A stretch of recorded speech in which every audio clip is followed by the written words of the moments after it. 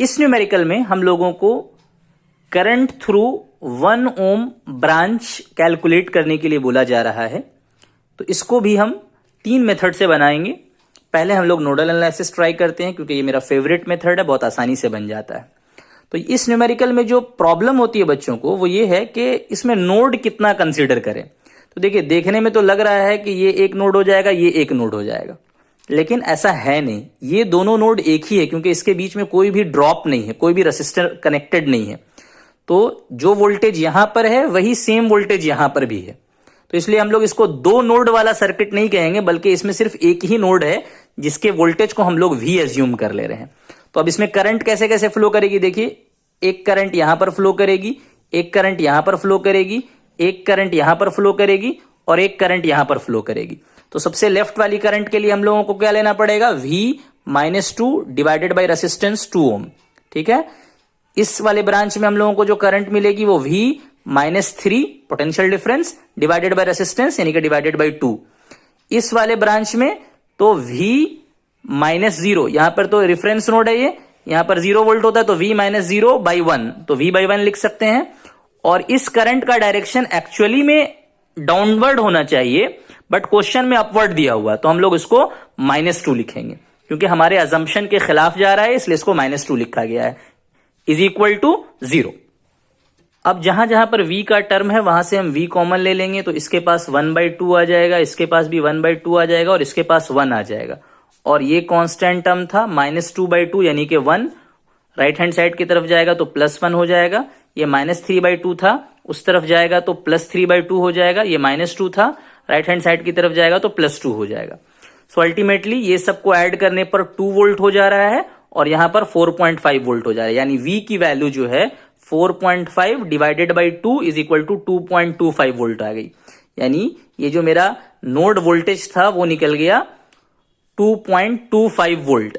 अब हमको क्वेश्चन में क्या पूछा जा रहा है कि यहां पर कितना करंट होगा। तो करंट का फॉर्मूला क्या हो जाएगा, V divided by that resistor, यानी कि 1 इज इक्वल टू 2.25, जो कि हमने कैलकुलेट किया, divided by 1 is equal to 2.25।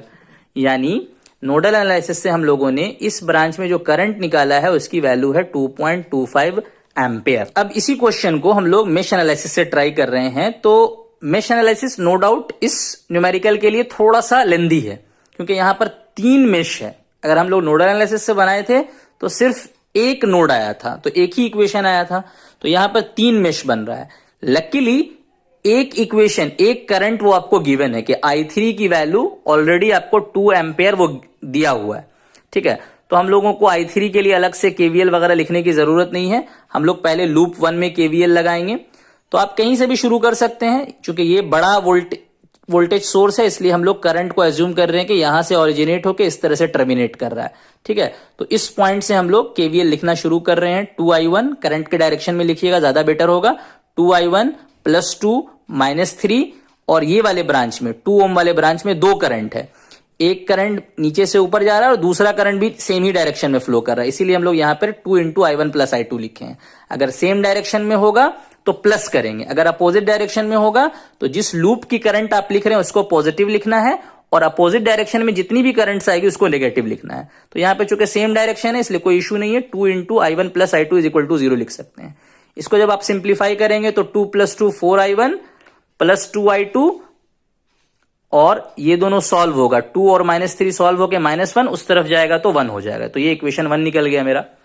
Loop 2 के लिए ट्राई कर रहे हैं। लूप 2 के लिए हम लोग यहां से लिखना शुरू कर रहे हैं। तो देखिए, इस ब्रांच में पहले हमको I1 I2 मिलेगा, 1 ओम तो कॉमन है, I2 मिलेगा, और I2 तो हमेशा पॉजिटिव ही लेना है क्योंकि हम लोग लूप 2 के लिए लिख रहे हैं। और I3 भी देखिए उसी डायरेक्शन में फ्लो कर रहा है, I2 भी ऊपर से नीचे की तरफ आ रहा है, और जो मेरा 2 एम्पेयर का करंट है वो भी ऊपर से नीचे ही की तरफ आ रहा है, देख रहे हैं ना आप। तो इस तरह से यहां पर I2 + 2 हो जाएगा।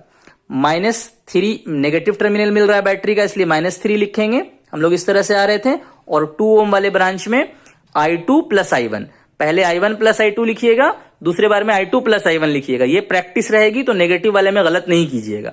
हालांकि प्लस में तो दोनों सेम ही होता है, I1 + I2 लिखिए चाहे I2 + I1 लिखिए, सेम ही होता है। लेकिन अगर यही अपोजिट डायरेक्शन का केस होता तो यहां पे हम लिखते I1 - I2 और यहां पर हम लिखते हैं I2 माइनस I1। तो कोशिश यही कीजिएगा कि जिस लूप के लिए आप लिख रहे हैं केवीएल उसको पहले लिखिए। तो यहां पे हम लोग I2 और सेम डायरेक्शन में होने की वजह से प्लस I1 लिख रहे हैं इज इक्वल टू 0। तो सिंप्लीफाई करने के टाइम में ध्यान ये रखिएगा, क्योंकि आमतौर पर हम लोग कैलकुलेटर से सॉल्व करते हैं तो I1 के कोफिशिएंट को पहले लिखा जाए। तो 2I1 हो गया और I2 में हो जाएगा 3I2, और जब हम ये इसको और इसको सॉल्व करेंगे तो 1 हो जाएगा, उस तरफ जाएगा तो +1 हो जाएगा। ठीक है, जब हम लोग कैलकुलेटर से ये दो इक्वेशन को सॉल्व करेंगे तो मेरा I1 का वैल्यू आ जाएगा 0.125 एम्पेयर और I2 का वैल्यू हो जाएगा 0.25 एम्पेयर। यानी दोनों ही डायरेक्शन हम लोगों ने सही अज्यूम किया है। ये एंटी क्लॉकवाइज में है और ये क्लॉकवाइज में है। तो अब हम लोगों को फाइनली जो निकालना है वो करंट थ्रू 1 ओम ब्रांच निकालना है।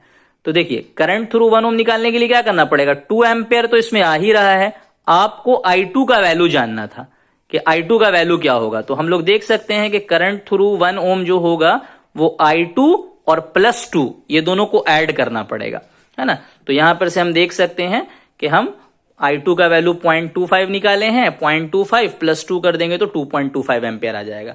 इससे पहले वाले मेथड में भी अगर आपको याद होगा तो हम लोगों ने इससे पहले वाले मेथड में भी हम लोगों ने इतना ही आंसर लाया था कि करंट थ्रू 1 ओम जो है वो 2.25 एम्पेयर हो रहा था।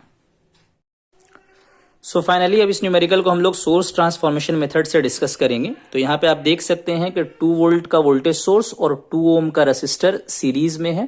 तो इसको हम लोग एक प्रैक्टिकल करंट सोर्स में कन्वर्ट कर लेंगे इस तरह से कि I का वैल्यू V/R यानी कि 2/2 1 एम्पेयर हो जाएगा, और डायरेक्शन इस तरह से लेना है कि माइनस जो है वो टेल की तरफ होगा और प्लस जो है वो हेड की तरफ होगा। ठीक है ना। तो ये चीज क्या ख्याल रखिएगा कि एरो का डायरेक्शन और प्लस माइनस का डायरेक्शन सेम होता है। ठीक है, और ये जो पहले सीरीज में था अब वो पैरेलल में आ जाएगा। तो इसके लिए भी वही करेंगे, 2 ओम एज इट इज रह जाएगा पैरेलल में, और यहां पर I = V/R करने से 1.5 हो जा रहा है। करंट का डायरेक्शन अपवर्ड ही रहेगा इस बार भी, क्योंकि नेगेटिव पॉजिटिव, तो यहाँ पे टेल और फिर हेड। ठीक है, और ये दोनों तो ऐसा ही था ही। तो अब टोटल हम लोगों को देखिए यहाँ पे सब जो है एक ही पोटेंशियल पे, सब पैरेलल सर्किट है। तो हम लोग करंट को आसानी से ऐड कर सकते हैं, 2 + 1.5 + 1 तो 4.5 एम्पेयर का करंट सोर्स हो गया। और 1 ओम वाले ब्रांच को छेड़छाड़ मत कीजिएगा। ये नेटवर्क सर्किट के बेसिक रूल्स में से है कि जिस ब्रांच में आपको कैलकुलेट करना है कोई चीज, उस ब्रांच को हम लोग डिस्टर्ब नहीं करते। तो 1 ओम वाले को हम एज इट इज रहने देते हैं। ये 2 ओम और 2 ओम पैरेलल में था, तो अगर दो रेसिस्टर पैरेलल में हो और उनकी वैल्यू सेम हो तो इक्विवेलेंट हाफ हो जाता है। तो 2 और 2 का हाफ करेंगे तो 1 ओम हो जाएगा।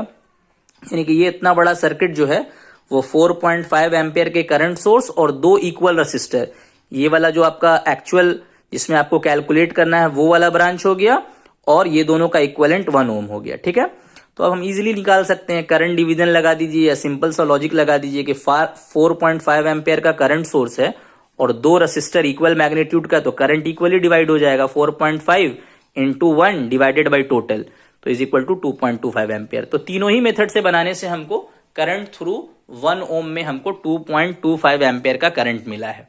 तो होप आप लोगों को तीनों मेथड समझ में आया होगा।